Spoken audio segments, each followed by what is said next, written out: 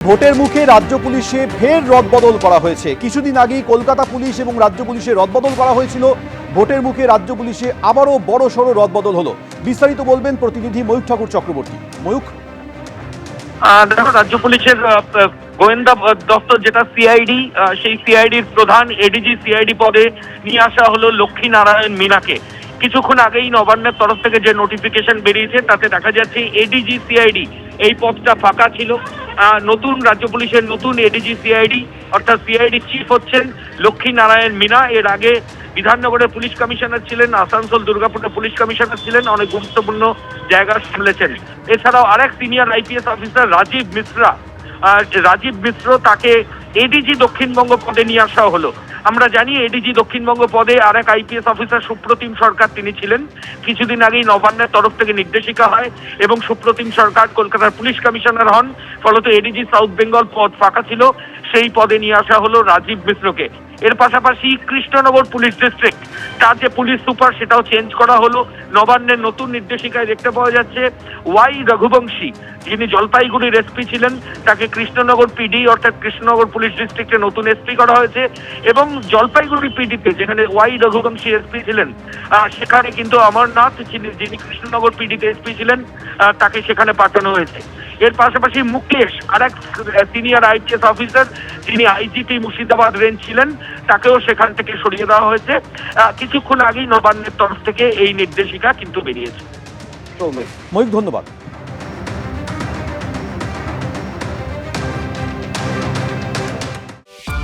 ব্যারাকপুর এলেই আপনি দেখতে পাবেন যে এখানকার মানুষজনের মধ্যে না বিরিয়ানি ব্যাপারটা নিয়ে কোনো জেনারেশন গ্যাপ নেই, জাস্ট নেই।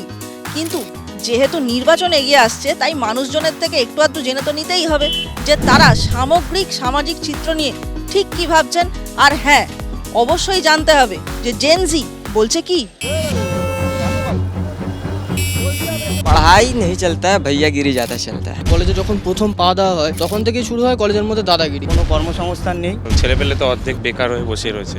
এখন এইসব জায়গায় এখন যত চুরি ছেঁচড়ামি, টাকা তোলাবাজি, যে কোনো কাজ করতে গেলে অনেস্টিভাবে তো কোনো কাজই করা যায় না। মডারেট যেমন চলে তেমনই চলছে। শান্তি শৃঙ্খলা নেই বললেই চলে। ব্যারাকপুরে আছে, কাজের সংস্থান আছে।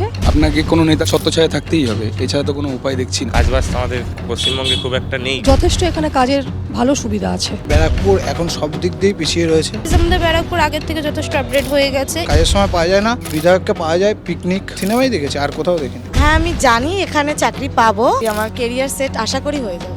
এভাবেই আমরা ফিরে আসবো অন্য কোনো বিধানসভা কেন্দ্রে, কথা বলবো জেনজিদের সঙ্গে। আপনারা দেখতে থাকুন জেনজি বলছে কি। কোনো প্ল্যানিং নেই, কিচ্ছু নেই। এখনো ওলা ড্রেন দেখতে পাবেন, মাছি উঠছে। এই তো উন্নয়ন। ন্যাশনাল প্রজেক্ট ওদের টাকা আছে, বাংলার জন্য আলাদা করে কোনো টাকা নেই। সবার সেটিং আছে, টিএমসি বিজেপিও দুজনে মিলে যেটা ঠিক করবে সেটাই। নমস্কার। নির্বাচনের আগে দমদম বিধানসভা কেন্দ্র ঘুরে দেখতে এসেছি। আমিও ঘুরবো, আপনাদেরও ঘোরাবো, আর বোঝার চেষ্টা করব ভোটের হাওয়া ঠিক কোন দিকে ঘুরছে। ওভারঅল দারুণ কাজ হয়েছে। এই 10-এর মধ্যে আমি 1 নম্বর আমি দেবো না। আমাদের এত ডেভেলপমেন্ট হয়েছে, আমাদের কিন্তু কোনো অভিযোগই নেই। যেটা দরকার সেটা আমাদের পাই। যতটুকু চাহিদা তার থেকে বেশিই পাচ্ছি। অবশ্যই আমাদেরকে ভাবতে হবে, ভাবতে বাধ্য করাচ্ছে। দমদম বিধানসভা কেন্দ্র দমদম লোকসভা কেন্দ্রের অন্তর্গত। দমদমে মোট 3টি পুরসভা আছে: উত্তর দমদম পুরসভা, দক্ষিণ দমদম পুরসভা আর দমদম পুরসভা। এর মধ্যে দমদম পুরসভার মোট 22টি ওয়ার্ড আর দক্ষিণ দমদম পুরসভার 1 থেকে 17 নম্বর ওয়ার্ড নিয়ে দমদম বিধানসভা কেন্দ্র। গলিতে গলিতে ফ্ল্যাট হয়ে যাচ্ছে। আগে যে রাস্তা ছিল সেই পথে অনুযায়ী কিন্তু এখন এটা রাজপথ। রাস্তাঘাটে তো প্রচুর ক্লেম আছে। রাস্তা কোনো খানাখন্দ নেই, প্রচুর খারাপ অবস্থা। অল্প বৃষ্টিতে গোটা দক্ষিণ দমদম পৌরসভা অঞ্চল জুড়ে জলের তলায় চলে যায়। বৃষ্টির উইদিন 10 মিনিটসের মধ্যে জলটা কিন্তু পুরোপুরি নেমে যায়। হাঁটু পর্যন্ত জল থাকেই। একটা বড় সড়ো অ্যাক্সিডেন্টও হয়েছে। খুব একটা যে ভালো পরিস্থিতি ওরকম নয়। এখানে পরিষ্কার পরিচ্ছন্ন নিয়মিত করা হয় না। নিকাশি ক্ষেত্রে তো এখন জল জমে না এখানে। বর্ষাকালে আগে বন্যা হতো। গোটা সিস্টেমটা দাঁড়িয়ে আছে দুর্নীতির ওপরে, গোটা দলটা দাঁড়িয়ে আছে দুর্নীতির ওপরে। দু একটা জায়গায় খারাপ আছে, কোনো সন্দেহ নেই, কিন্তু তার টাকা এসে গেছে, পথশ্রী কাজ শুরু হয়ে গেছে। আমরা বহুবার অভিযোগ জানিয়েছি, কাউন্সিলর থেকে শুরু করে বিধায়ক, এমপি সবাইকে জানানো হয়েছে। বিগত 15 বছর ধরে সেই কোনো সুরাহা আমরা আজ পর্যন্ত পাইনি। প্রাপ্তবাবু শিক্ষামন্ত্রী তো, ওনার এই কনস্টিটুয়েন্সির মধ্যে এরকম অজস্র উদাহরণ আছে, প্রায় দুর্নীতির চূড়াতে বসে আছেন উনি। দুর্নীতি একটা রাজনৈতিক শব্দ। বিজেপিতে থাকলে যতক্ষণ বিরোধী দলে আছে সে দুর্নীতিগ্রস্ত, যে মুহূর্তে জামা পাল্টে বা জার্সি পাল্টে সে বিজেপিতে চলে যাচ্ছে, সে মুহূর্তে সাধু হয়ে যাচ্ছে।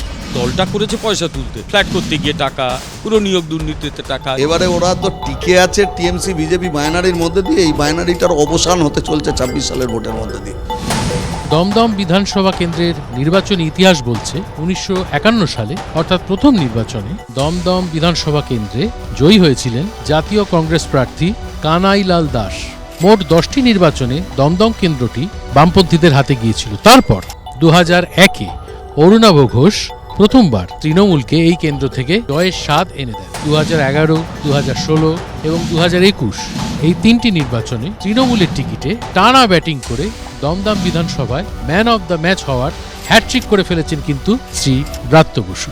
এখানে জল নিয়ে প্রত্যেকবারই একটা সমস্যার কথা শুনি, আবার জলের সমস্যা সেটা সমাধানও করা হয়। এত ডেভেলপমেন্ট, সেই ডেভেলপমেন্টের জন্য আমার কোনো অভিযোগ নেই। এখানে জলা জমির ভরাট করে কোনো বিল্ডিং হয়েছে বলে আমি আমার এই 60 বছর বয়সে দেখিনি। একটার সাথে একটা বাড়ির সাথে একটা বাড়ি লাগোয়া, মাঝখানে জায়গা ছান নেই, অগ্নি নিরাপকের সেরকম কোনো ভালো ব্যবস্থা নেই। যদি কোনো সমস্যা হয় সেই সমস্যাগুলো থেকে মানুষ যাতে বেরিয়ে আসতে পারে তার কোনো বিকল্প ব্যবস্থাই নেই। এখানে বেআইনি নির্মাণে হাইকোর্ট অর্ডার করেছিল একটা বিল্ডিং ভেঙে দিতে হবে, ডিমোলিশন অর্ডার কোর্ট করছে। এরা মিউনিসিপ্যালিটি বসে বোর্ড মিটিংয়ে ঠিক করছে ওর কার্নিস ভেঙে দিলেই হবে, কিন্তু কোর্ট তো ডিমোলিশনের অর্ডার বলেছে। একটা ফ্ল্যাটে যদি আগুন লাগে থাকবে এই অঞ্চলগুলো, কিচ্ছু থাকবে না। জলজমি বোঝানোর চেষ্টা মাঝে মাঝে হয়, পুলিশ প্রশাসন সতর্ক থাকে, আমরা সতর্ক থাকি, আমাদের স্থানীয় নেতৃত্ব সতর্ক থাকে, সেটা বন্ধ করাও হয়। গোটা পশ্চিমবাংলার মতো দমদম অতলে তলিয়ে গেছে। সরকারি বিদ্যালয়গুলো যেগুলো অলরেডি বন্ধ হয়ে গেছে, আর অনেক আছে যেগুলো অলরেডি বন্ধ হওয়ার দিকে দৌড়াচ্ছে। ডাক্তারবাবুরা সব শিক্ষা শেষ করে দিলেন, সরকারি শিক্ষা। মতিঝিল কমার্স কলেজ ব্যাংককে ভাড়া দিয়ে দিচ্ছে,